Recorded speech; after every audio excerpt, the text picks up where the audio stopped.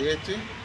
আমরা জনগণকে বলি আমরা সব আপনাদের পাশে আছি এবং আগামী ত্রয়োদশ নির্বাচনে এই জাতীয়ভাবে দেশকে গঠন করার জন্যে আমাদের 10 দলীয় ঐক্যজোটকে বিজয় করার জন্যে আপনাদেরকে সুদার্থ আহ্বান জানাচ্ছি। সাথে সাথে টেকসই বাংলাদেশ গঠনের জন্য এবং আমাদের বাংলাদেশের স্থিতিশীল আনার জন্য জুলাই সনদের যে স্বীকৃতি এটার জন্য যে হাঁ ভোটের পক্ষেই আমাদের সকলকে ভোট দেওয়ার জন্যে ভোট সেন্টারে গিয়ে ভোট দেওয়ার জন্য উদাত্ত আহ্বান জানিয়ে সকলকে আন্তরিক ধন্যবাদ জানিয়ে আমি আমার কথা শেষ করছি।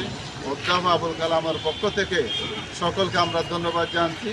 আসলে আন্তরিক আমরা দুঃখিত, আমরা আমাদের মাঠ গুছাইয়েছিলাম, আমাদের কালাম ভাই যেভাবে জনের কাছে গিয়েছিলেন, কিন্তু বাস্তবতার নিরিখে সংগঠনের নির্দেশের কারণে জোটগত নির্বাচনের কারণেই আজকে উনি প্রত্যাহার করে দুঃখ প্রকাশ করেছেন এবং আপনাদের মাঠে ময়দানে থাকবে। আপনাদের সবাইকে উনি শুভেচ্ছা জানিয়েছেন।